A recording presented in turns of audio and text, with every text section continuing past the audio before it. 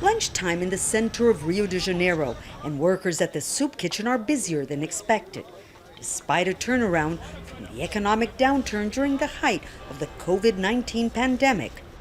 Brazil is experiencing a surge in the number of people living on the streets. We're facing a record 12% yearly inflation, which has doubled the price of food and cooking gas. Many retirees have lost their homes because they can no longer survive on meager pensions. Even young people who are back at work sleep on the streets during the week because they can't afford paying public transportation every day and depend on us for a free meal. In order to deal with the rising numbers, Congress approved President Bolsonaro's plan to increase handouts for poor Brazilians.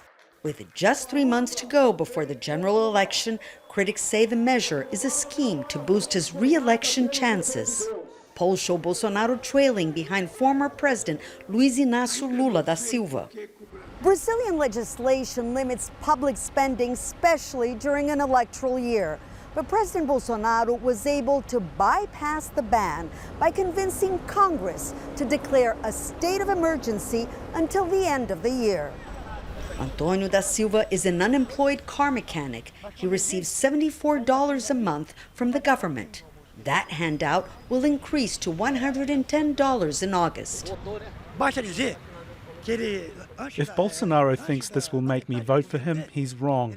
If he really wanted to fight poverty, he would have invested in education, health and jobs, instead of campaigning in favour of arming the population with guns. He thinks he can trick us with emergency aid, which will only last until December. Bolsonaro's allies justify the state of emergency, saying Brazil's economy has been hit hard by the war in Ukraine. Since the start of the war, fuel prices have increased. Taxi and truck drivers will also receive government handouts to fill up their tanks. It's more of a political emergency than an economic one. Bolsonaro will increase the value and the number of handouts until his first term is over. Then what? We've seen this film before, and it does not have a happy ending. During the pandemic, government handouts were also increased to $110. Between March and August of 2020, the number of poor people declined dramatically from 65 million to 42 million, helping Bolsonaro's popularity. But once the emergency aid stopped in January of 2021, poverty rates soared.